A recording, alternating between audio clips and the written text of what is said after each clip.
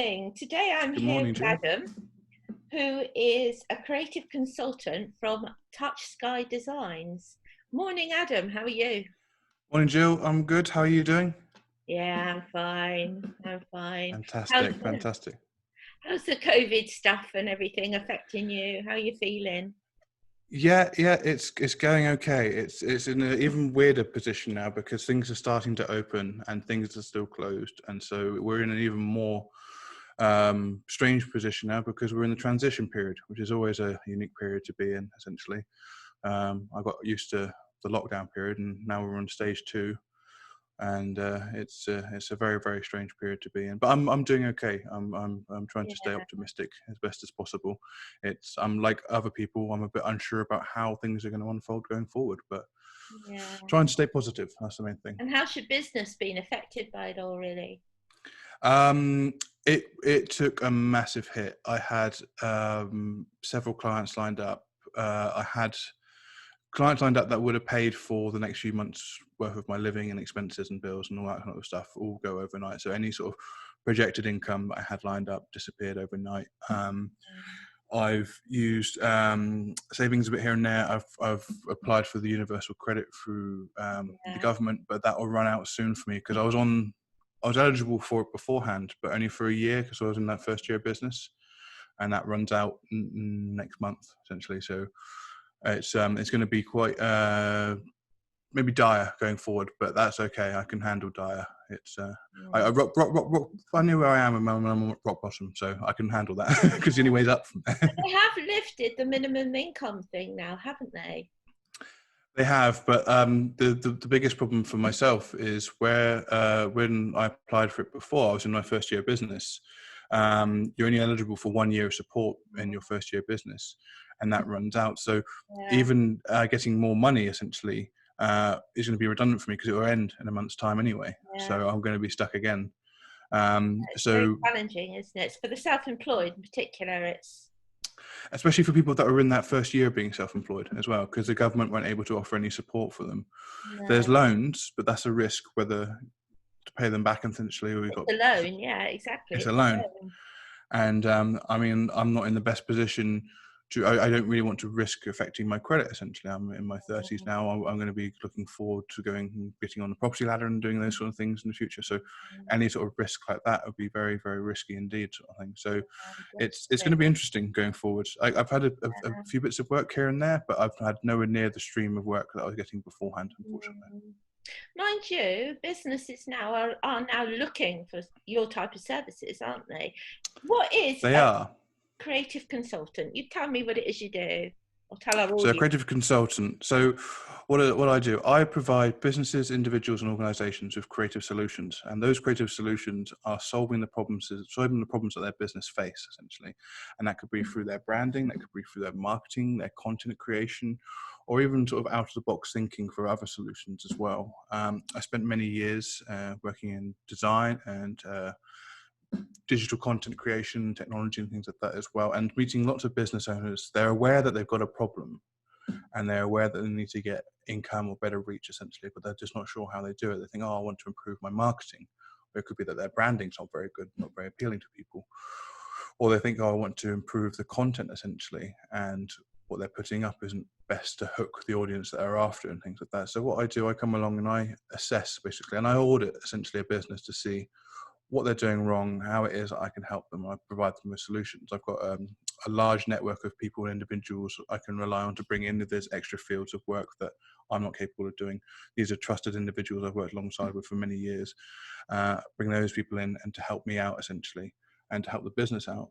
And essentially we can solve their problems rather than them just going, oh, I'm going to pay for this, I'm going to pay for this, I'm going to pay for this, I'm going to pay for this. And they could spend several £1,000s worth of money when they could just bring myself in and I can analyze, well, actually, maybe just spend just a few £100s solving this one problem, and you're going to find the results are going to start to pick and come in and go up essentially for yourself. So that's essentially what I do. I consult them and understand where they are in regards to their business problems. I'm not like a financial consultant or anything like that at all. That's not my area of expertise, but I'm a design consultant. So I look at what's wrong creatively from their business output. Because if you don't have any sort of creativity in regards to business, then you're not going to have any success.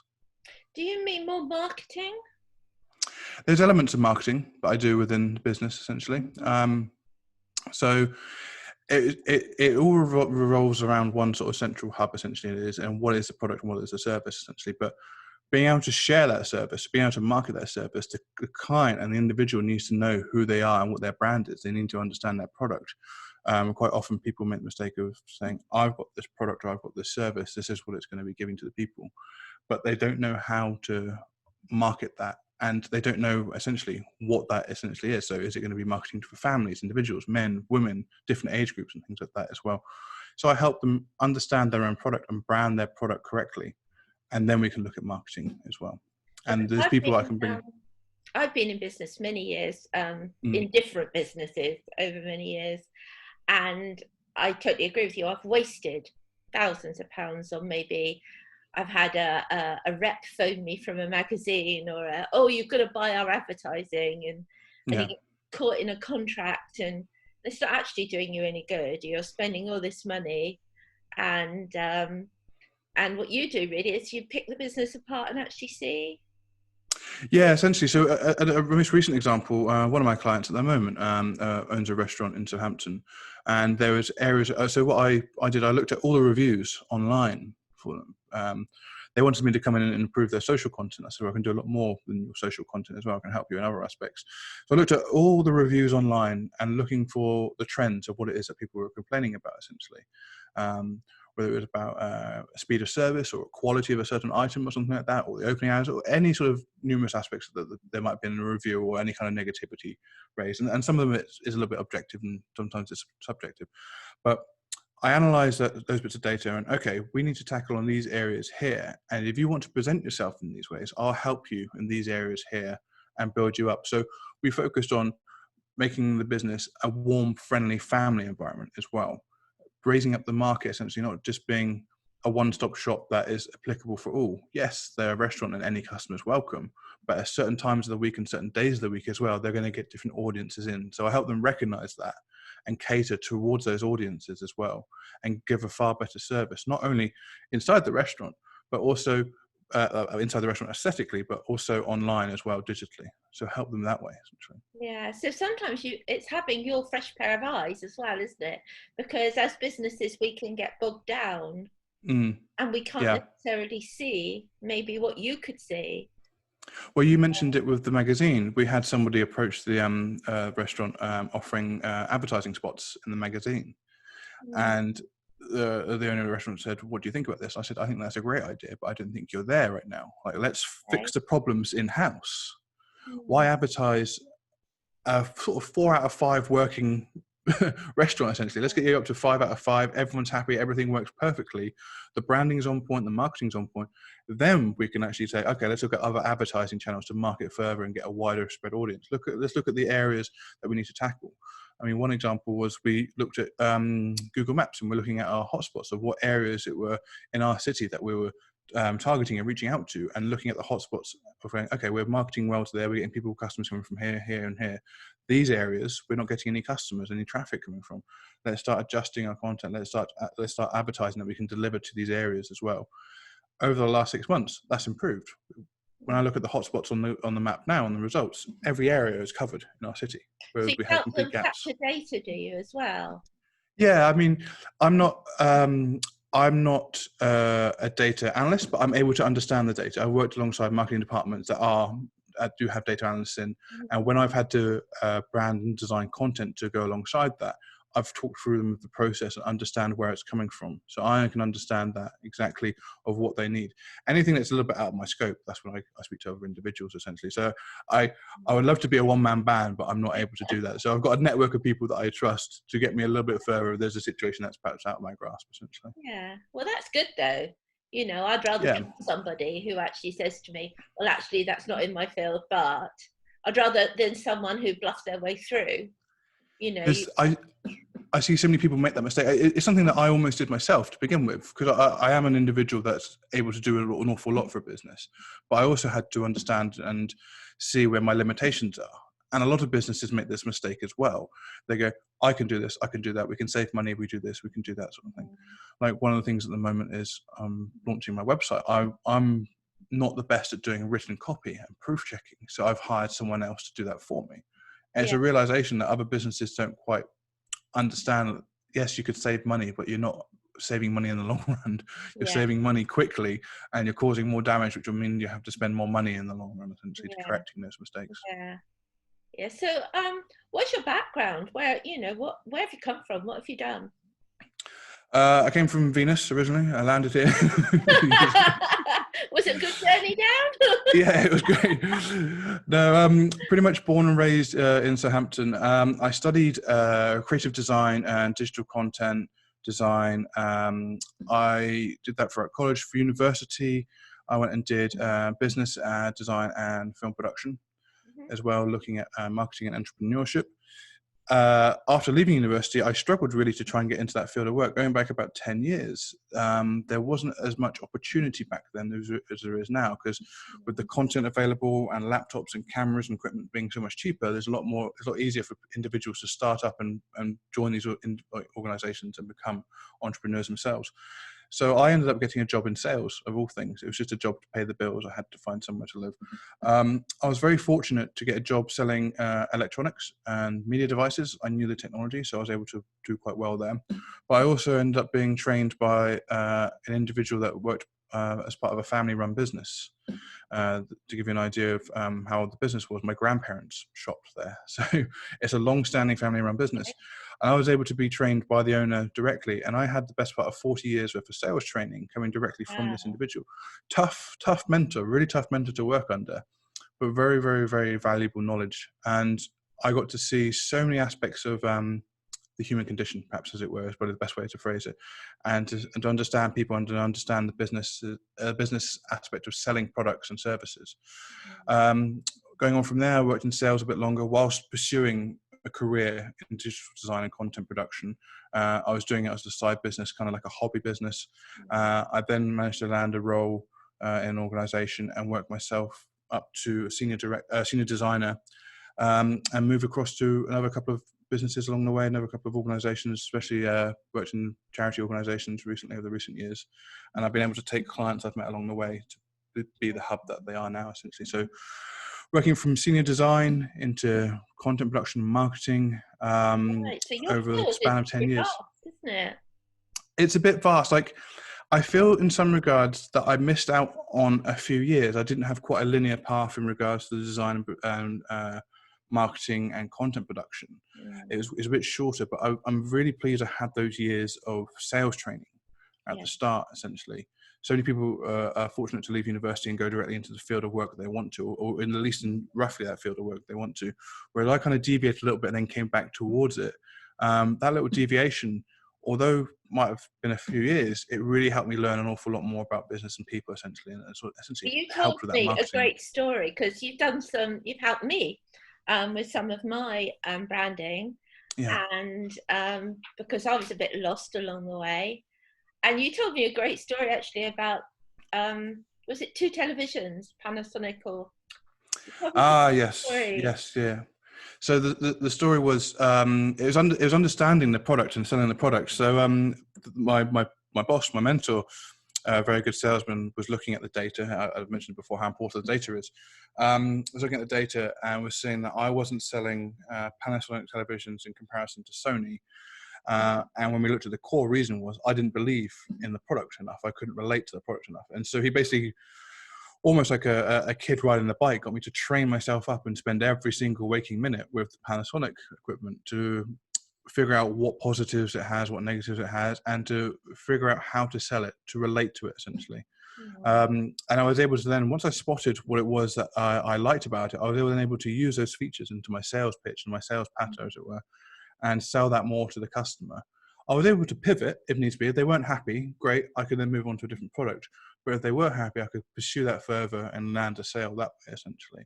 And it was realizing that I didn't believe in the product as much as I did compared to Sony. Yeah. That's why I wasn't selling it. And so when I started to believe in the product more and I can actually see the value in it, that's when you get the results, essentially. So I'll go back to the restaurant. Like the individual that owns the restaurant said, "Oh, I want you to start posting some pictures up." I was like, okay.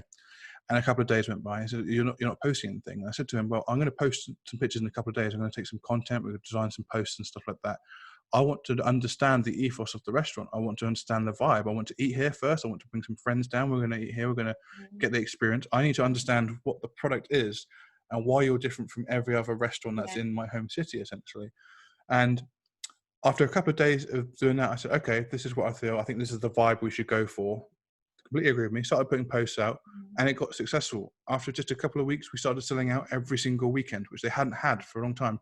Right up every single weekend, Friday, Saturday, Sunday, boom, Okay. sell out, sell out, sell out. That's I was amazing. like, great, things are working great. Of course, then COVID happened, but apart from that, things were going well, sort of Yeah. thing. So it's understanding the product and the service, and again, that comes back to what I'm doing in my role essentially is helping people realize what it is that they're selling and who they are in some regards. That's Yeah. part of the consulting And their role. passion as well, because you can spot someone if they're not really passionate about what Mm, they're, it's yeah. like having a great teacher at school, isn't it? I remember having a great, she taught us history, and you could tell she loved her subject because Mm, she made it so easy for us to learn, yeah. and yet you I have another teacher didn't like this subject and you hated the subject too. It's weird how that works. I can relate to that massively. I can relate to that in my own work. Like, part of the reason why I went down the consulting route is I know that I'm not going to be some world famous best super designer out there. I know that I'm not going to be some great film director or cameraman or something. I've got all these passions and all these skills, and so I spent a lot of time learning how these things worked and learning what it is you can get out of them. Essentially, um, I feel it's very difficult to niche down. I was talking to Tom Ross, a really great individual, about niching down for your business, and he was talking about niching down as well. And so I understood that I'm not going to be the best at these things, but what I did understand was I could be the best at understanding how these things would complement each other and work well for an individual and for a business. And so I understood, okay, you need key parts of this, key parts of this, and key parts of this. And that could build the foundations of making a great business, essentially. That could build the foundations of being successful.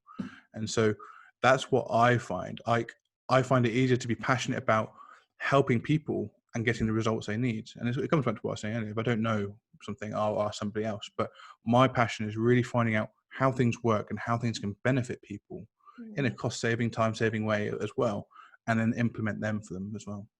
Do they like it sometimes? Do you sometimes have, you know, I'm just trying to think. I've had jobs where that's how it's always been. Oh, we've tried Mm, that before and that didn't work. Have yeah. you had that? Because I know I've experienced that in my past. Yeah, sometimes. I mean, sometimes I've come into the fray recently. Even on one client, I was trying to design something in a way that they'd already tried. I hadn't realised that we talked about it before, things that had been done, and it didn't get covered specifically. And I'm always cautious about treading over trade ground, essentially, if it's already been done. Um, it's one of those things where I mentioned before how I'm quite open and honest. If I don't know something, I'm going to tell somebody. Like Mm. one of the individuals was talking about finances for their business, and hence why I mentioned at the start, I'm not a financial consultant. I can't tell you how to manage your finances for your business. I've got to worry about my own to Yeah. begin with as well. But it's one of those things where I'll be upfront and honest with the best of my knowledge and ability. If there's something that's not working, I'll tell the client or the customer, this is where I'm at. I'm going to contact some people I think that might be better for you, or perhaps a better fit, or might even have a solution. Like, Right. part of the reason of being a consultant is realizing when you're not the right fit at the same time as well. It's just something which I had to learn a long time ago, essentially, is saying yes is so easy and saying no is so much harder, essentially. It should be the other way Especially around. when you're desperate for money as well. As a new business, you're desperate for clients, aren't you? Yeah, You're sort of building yourself up. yeah. Um, yeah, I've taken on clients that maybe I shouldn't have done because I knew in my gut that that wasn't going to work. And yet Yeah, I was so early in the stage of my business. I did the same thing. I was just thinking about it earlier. So one of the things I enjoy doing is photography. I can do photography. I can do it to a level that I think is good enough for a business to be able to use, essentially for their marketing purposes. I spent time studying photography at college, and also going to do film photography at university as well. I don't pursue photography to be a photographer, though. I pursue it to understand, okay, if I use this lens, I get this sort of picture or something like that. I need to have the lighting and things in this way to be able to market a product in a certain way. It's one of those things where I did everything to begin with, and everyone does. They say yes to everything. I started doing photography again last year for a lot of my clients, individuals. So if someone said, "Oh, I'm going to spend £500 on a photographer," I was like, "Well, spend £250 on me doing the photography, and let's put £250 back into the business on other avenues and marketing as well, and save money that way." I said yes to solve that problem. On some projects, especially ones that are far larger than myself, I'll bring in a photographer, or I'll bring in someone that's a cinematographer or a videographer or something like that. I can still retain creative control and understand what it is we're trying to market, whether it's the service or the product. But I also understand there's people that have been training for 20, 30 years that have perhaps a much clearer eye than I do. And I'll bring them on, and they need to be there essentially for it. If someone's looking for something quick and easy and a solution, I can provide that for them to a good high standard. But it's also understanding that as well. And the problem is, when you do start, you say yes to everything. I can do that. I can do this. I can do that. And you can. But if you've got a thing due in 4 weeks, you spend the best part of 3 weeks learning how to do it, and in a week doing it, essentially. It's just not the best solution. It can be a knock on your confidence too. Because if you're taking something on that you're not quite sure about and it doesn't go, because I think at the beginning you're very maybe it's me, but my confidence was very easily knocked at the beginning. And as I've gone on, I've got tougher skin, you know. I realized, well, I've got to toughen up here or give up, really. Yeah. And taking on clients that you shouldn't take really is a really good way of knocking your confidence. Yeah, it's also a trigger for imposter syndrome as well, because you could be working on something and you could have this moment of like, I don't know what I'm doing.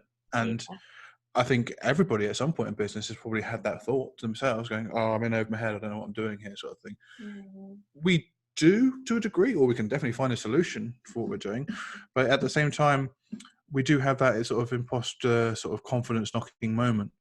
And it's difficult. And again, this comes back to the sort of that niching down thing where I said, I know I'm not going to be the best photographer or designer or something along those lines, but I will focus on being the best person that will know whether you need photography or whether you need design or something along those lines, and getting people the answers that they need that way.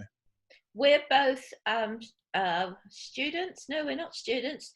We're both ex-Radian Create.